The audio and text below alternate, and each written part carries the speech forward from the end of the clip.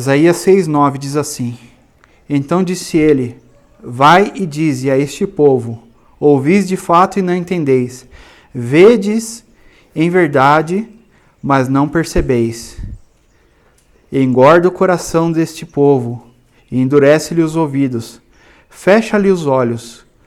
Não venha ele a ver com os seus olhos e a ouvir com seus ouvidos e a entender com seu coração e converter-se e ser sarado. Amém. Até aí. Os irmãos podem se sentar. Amém.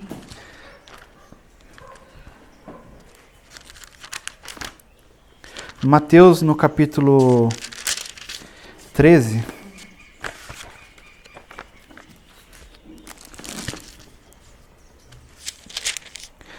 Ali no capítulo 13 nós temos a parábola do semeador. Amém? Irmãos, é uma parábola assim que a gente tem pouco até a comentar, porque o próprio Senhor, Mateus 13. O próprio Senhor, ele explica a parábola, não é assim? Glória a Deus porque o Senhor explicou essa parábola.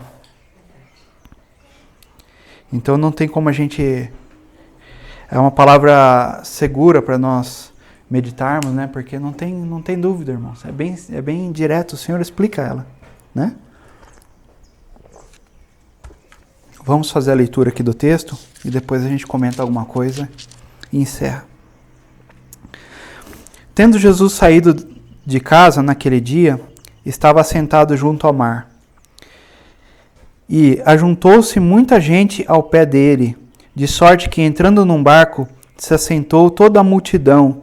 Estava em pé na praia. E falou-lhe muitas coisas por parábolas, dizendo: Eis que o semeador saiu a semear.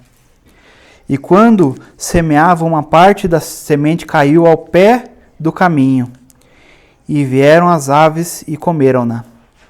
E a outra parte caiu em pedregais, onde não havia terra bastante, e logo nasceu, porque não tinha terra funda. Mas vindo o sol, queimou-se e secou-se, porque não tinha raiz. E outra caiu entre espinhos, e os espinhos cresceram e sufocaram-na. E outra caiu em terra boa, e deu fruto, um a 100, outro a 60 e outro a 30.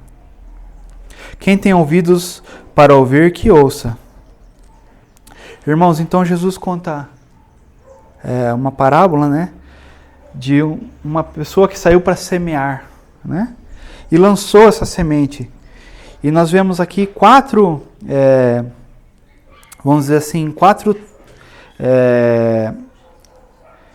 categorias, né, não sei se pode dizer essa palavra, mas em 4 momentos ali, né, 4 semeaduras, vamos dizer assim. E cada uma delas o Senhor vai nos explicar o que significa, né? Esses quatro estágios ali, né? O próprio Senhor vai nos trazer o ensino do que é. E é importante, irmãos, como Jesus ali ele está trazendo um ensino para uma grande multidão. Pessoas que estavam atrás dele, especialmente porque ouviam dizer que ele tinha poderes miraculosos, poderes de cura. As pessoas iam atrás de cura, iam atrás de multiplicação de pães, enfim, né? Não digo todas as pessoas, claro que não é todas, né? Mas a grande multidão se movimenta baseado em suas próprias necessidades, né? Irmãos, isso é algo que é compreensível. Se a pessoa está com fome, ela vai atrás de comida. Se ela está enferma, ela quer a cura, né? Não podemos também julgar essas coisas. Mas essas coisas não tem que ser o motivo principal da nossa busca a Cristo. Há pouco nós estávamos orando por pessoas enfermas, pessoas com depressão, enfim, com uma série de necessidades. E glória a Deus por isso, né? Que nós podemos apresentar diante de Deus as nossas dificuldades, nossas e das pessoas. Mas esse não tem que ser o principal motivo da nossa comunhão com Deus, né? O nosso principal motivo tem que ser o próprio Deus, né? Conhecê-lo. Já falamos em outra oportunidade, o propósito de estarmos na Terra. Qual é o propósito de termos nascido, né? Existe um outro propósito superior ao fato de que estamos aqui para conhecer a Deus, nos encontrarmos com Ele. Não é assim? Então vamos continuar a leitura aqui para que o Senhor nos ensine essa parábola. No versículo 10, continuando no 10. E acercando-se dele, os discípulos disseram-lhe: por que lhes fala por parábolas? Ou seja, histórias, né? Jesus contava histórias para ilustrar o ensino. E ele respondendo disse-lhes: porque a vós é dado conhecer os mistérios do reino de Deus, mas a eles não lhe és dado. Não lhe és dado. E por que não era dado? Agora ele vai falar: porque aquele que tem se dará e terá em abundância, mas aquele que não tem, até aquilo que tem lhe será tirado. Olha, irmãos, que palavra poderosa. O 13. Por isso lhes falo por parábolas, porque eles vendo não veem, e ouvindo não ouvem, nem compreendem. E neles se cumpre a profecia de Isaías, aquela que a gente acabou de ler. A profecia de Isaías que diz: ouvindo, ouvireis, mas não compreendereis, e vendo, vereis, e não percebereis. Irmãos, se a gente lê até aqui, ou se a gente lê todo o texto, mas de uma maneira sem se ater aos detalhes, né? A gente corre um risco aqui de não perceber o porquê disso. Né? Às vezes uma leitura errada pode nos dar a compreensão de que Deus tem alguns eleitos, alguns preferidos, que ele prefere contar seus mistérios e outros ele simplesmente ignora. Não é assim? Às vezes a gente pode ter até essa impressão, mas, irmãos, é uma impressão errada. O próprio Senhor Jesus vai nos dar o entendimento desse texto. Quer ver? No verso 15, aqui está o segredo, não só disso que nós estamos falando, mas de toda a parábola até. De toda a parábola. Ele vai explicar o porquê que ele fala assim e porquê que é desse jeito. Porque o coração desse povo, aqui ó, este é o ponto, irmão. O coração desse povo está endurecido e ouviu de mau grado com seus ouvidos e fechou os olhos, para que não veja com os olhos e não ouça com os ouvidos, e compreenda com o coração e se converta. E daí sim eu os cure. Tá vendo? Coração endurecido. Quando a gente lê lá no Êxodo falando assim, não parece estranho quando fala assim que Deus endureceu o coração de Faraó? E daí você vê o apóstolo Paulo trazendo um ensino lá em Romanos dizendo que Deus endurece a quem Ele quer. Né? Infelizmente até doutrinas foram tiradas daí, né? Irmãos que a gente respeita tudo, mas não concorda com eles, né? Os calvinistas, que diz que Deus endurece a quem Ele quer porque Deus tem o vaso de honra e desonra, e usa esse texto da honra e desonra para dizer que Deus endurece o coração de uma pessoa porque Deus não quer aquela pessoa. No fim das contas a mensagem é essa, né, irmãos? Dizer que Deus não quer aquela pessoa, mas não é isso que Jesus está ensinando aqui. Repare bem, Ele está dizendo que o endurecimento, que Ele está falando em parábolas, que Ele não está revelando os mistérios para aquelas pessoas, porque a motivação do coração daquelas pessoas está errada. Porque aquelas pessoas estão buscando a Deus por outros motivos, não os motivos corretos. Olha só. Porque ouviu de mau grado, irmãos. Porque a palavra veio até aquela pessoa. Mas porque aquela pessoa é que não estava dando ouvidos. Tá vendo? Os ouvidos estavam fechados. Deus permitiu que aqueles ouvidos estivessem fechados porque o ouvido daquela pessoa já estava fechado por ela mesma. Ela não estava com motivação correta diante de Deus. Tá vendo qual que é o problema aqui? Estavam com o coração endurecido. E ouça com seus ouvidos e compreenda com o coração. Olha só, irmãos. É necessário, irmãos, nós temos uma compreensão da palavra de Deus, não só intelectual, não só da leitura, tudo isso é muito importante, irmãos. Mas não só parar aí. É necessário que haja uma compreensão de coração.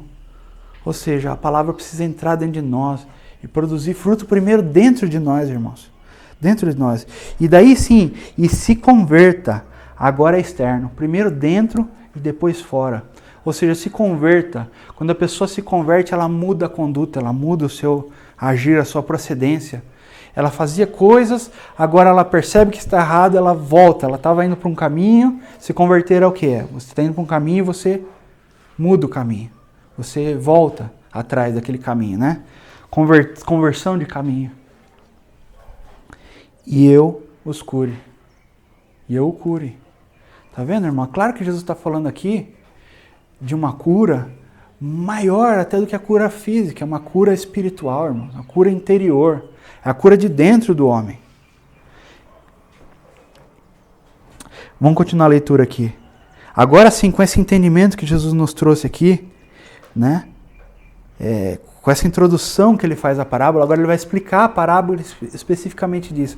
Mas é importante ter esse verso 15 no coração aqui, irmãos, para entender a chave do entendimento, até da explicação de Jesus, também está nesse verso 15 aqui. É muito importante. Mas bem-aventurados os vossos olhos porque veem e os vossos ouvidos porque ouvem.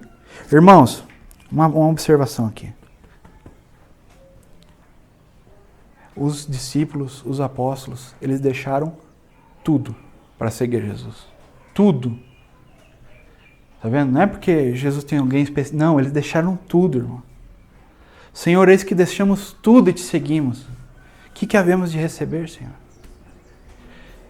Em verdade vos digo que não há quem deixe tudo por amor do reino, que não receba até 100 vezes mais no porvir, na vida, na era vindoura. Não é assim que Jesus falou para eles? Falou, Senhor, nós te deixamos tudo e te seguimos. Irmãos, essa é a vida dos apóstolos. Eles deixaram tudo. Eles foram fiéis a Cristo até a morte, irmãos. Até a morte. O que isso nos mostra? Que existem níveis de intimidade com Deus. Se você quer ir em um nível mais profundo com Deus, a palavra-chave é renúncia, irmãos. Renúncia. Negar a si mesmo. Já falamos outras vezes sobre isso. Renúncia. Deus quer mostrar, mas Ele só vai mostrar para quem se posiciona nele, que nem nós vimos no verso 15.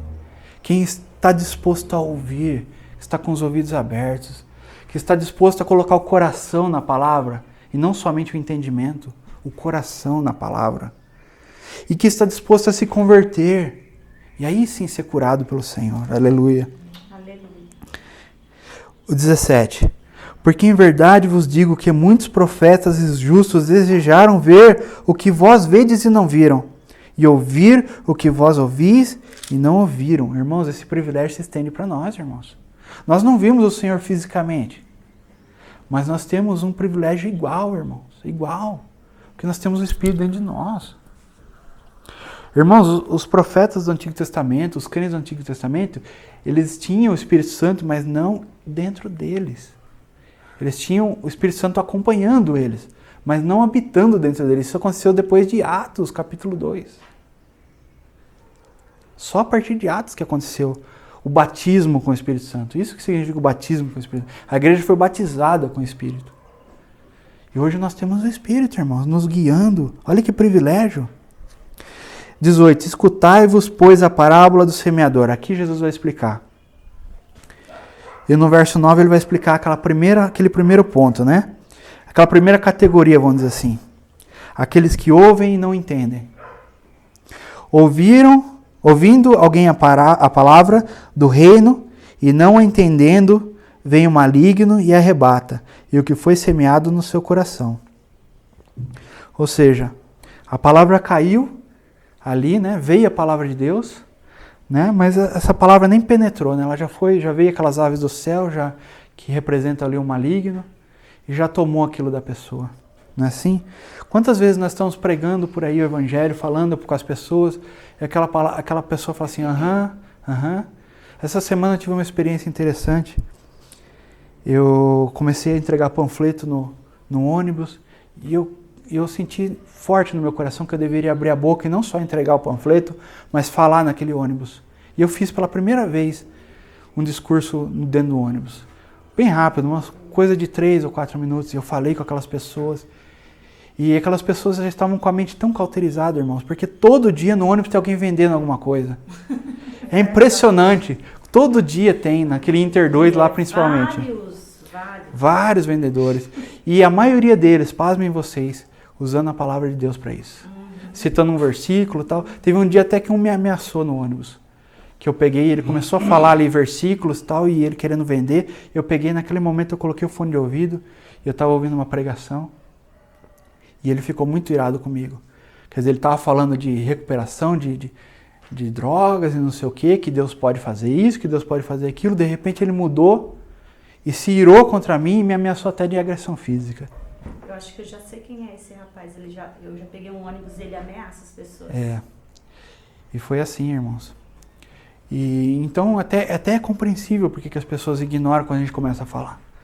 Né? Até é compreensível nesse ponto. Mas, irmãos, a verdade é que eu comecei a falar da palavra de Deus e a primeira coisa que eu falei foi: eu não vim vender nada aqui para vocês. Podem ficar tranquilo, não estou aqui anunciando nenhum produto. Mas eu vim falar uma palavra de Deus para a sua vida. E comecei a falar, irmãos. E, irmãos, olha, era nítido ver como as pessoas estavam com a mente cauterizada. Como se elas estivessem ouvindo mais uma palavra ou mais alguma coisa. Como se elas estivessem vendo um programa de televisão ou qualquer coisa, irmãos. Simplesmente ignorando, a grande maioria ignorando aquela palavra.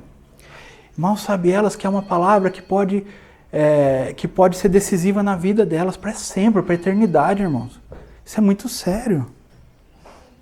Então é essa primeira categoria aqui de pessoas que falam. A multidão, irmãos, a multidão não segue o Senhor.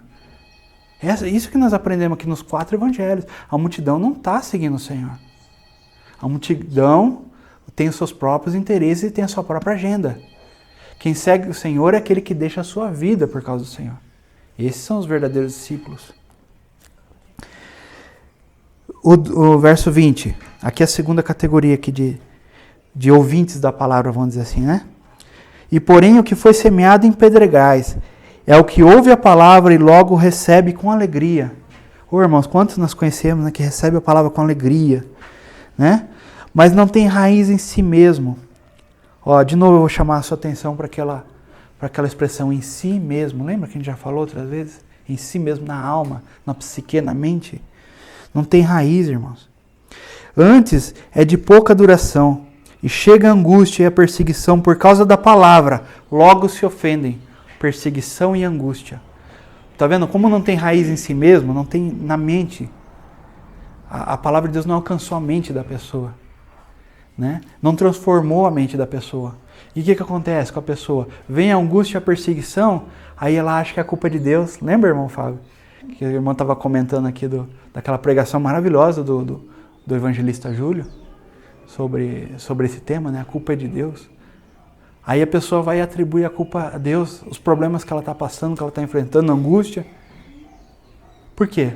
Porque não tem a mente tratada. A palavra de Deus não alcançou a sua mente.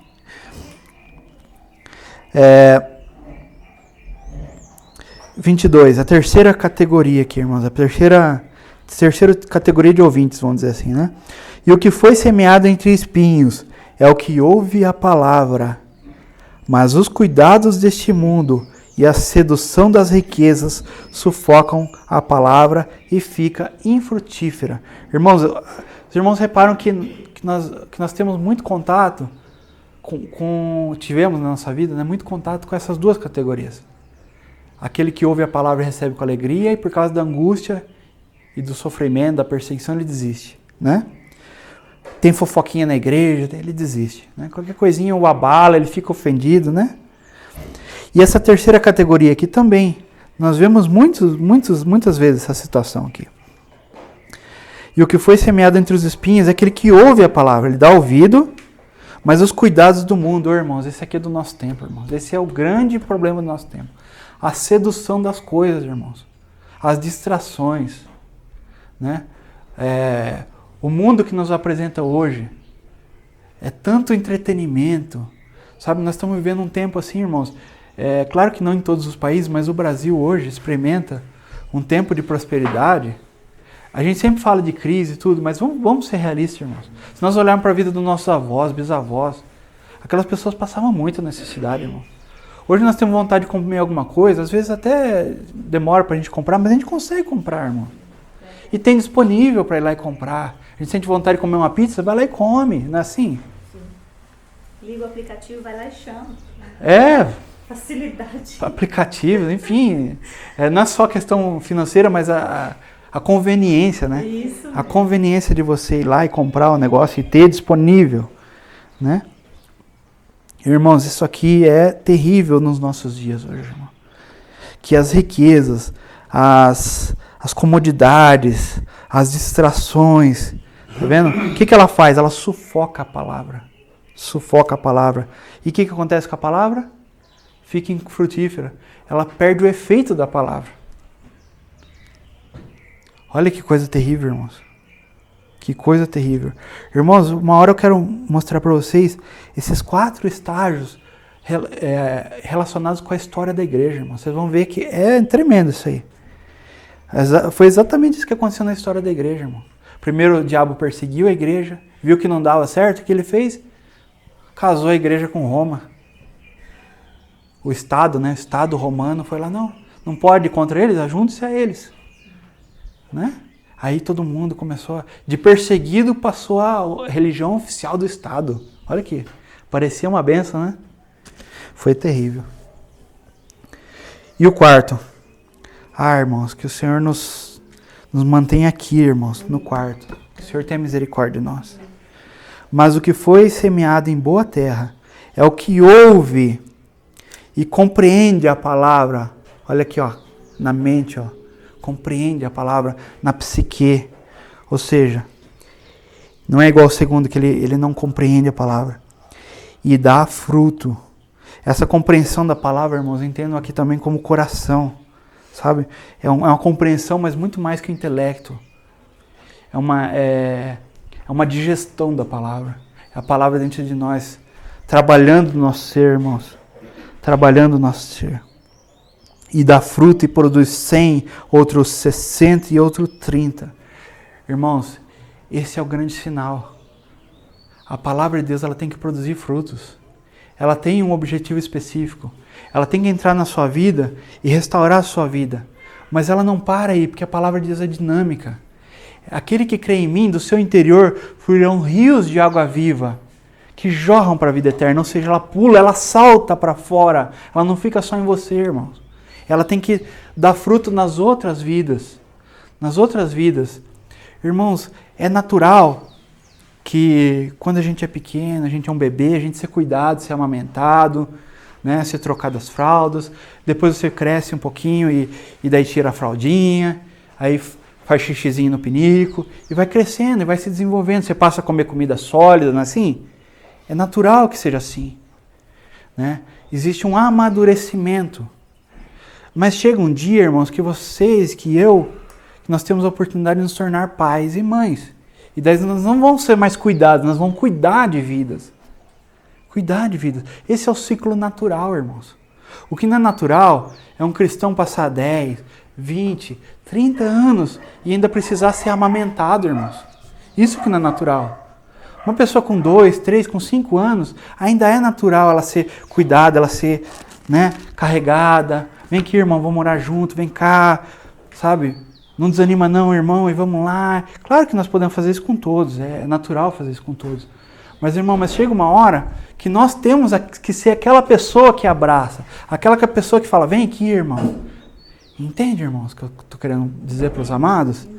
A palavra de Deus tem que produzir fruto, ela tem que amadurecer. Ela tem que... E o fruto, ele faz o quê? Ele alimenta outras vidas. Alimentação, irmãos. Esse é o fruto da palavra. E se a palavra, e se você é um cristão que tem ouvido a palavra, e tempos já isso não tem produzido fruto, irmãos, existe uma anomalia. Algum desses pontos aqui está influenciando na sua vida, ou na minha. Temos que olhar à luz da palavra e buscarmos, Senhor, abre os meus olhos e abre os meus ouvidos, para que nada disso aconteça comigo, Senhor. Só a quarta categoria aconteça na minha vida, que é produzir frutos. Que essa palavra ela entre no meu coração e produza frutos. Amém. Primeiramente mudando o meu caráter e depois abençoando as vidas. Glória a Deus. Amém, irmãos. Hoje a palavra é curta, né, como nós tínhamos falado. Que o Senhor grave essa palavra no nosso coração, guarde o bom depósito dele. Essas são as palavras do próprio Jesus. Ele é que ensinou isso aqui. Né? Glória a Deus por Ele ter explicado essa parábola. Somos gratos. Vamos orar, irmãos. Agradecer a Deus.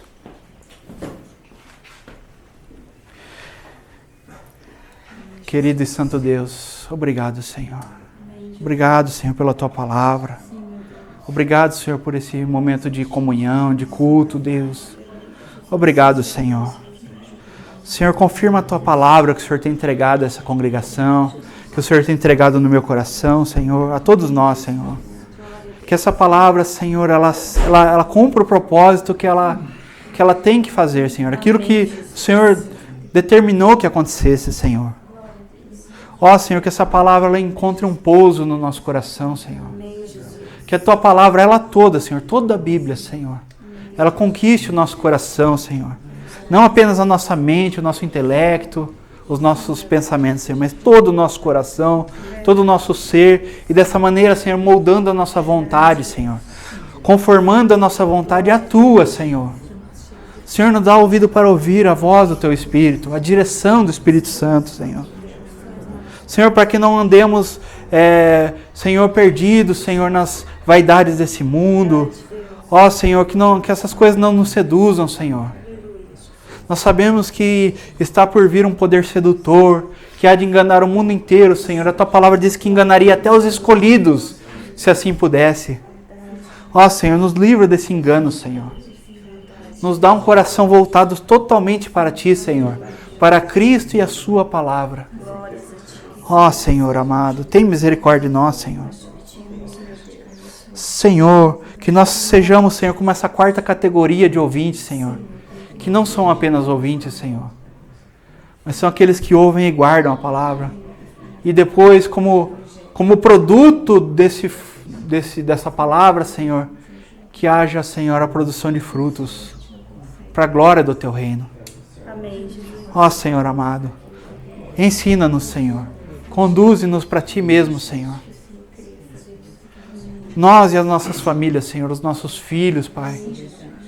Tem misericórdia, Senhor. Tem misericórdia, Senhor. Nos ensina, Senhor, a semearmos na vida dos nossos filhos, Senhor. Nos ensina, Senhor. Tem misericórdia de nós, Senhor. Glórias ao Teu nome, Senhor. Glorifica o Teu nome, Senhor, no nosso meio. É o que eu te peço em nome de Jesus Cristo.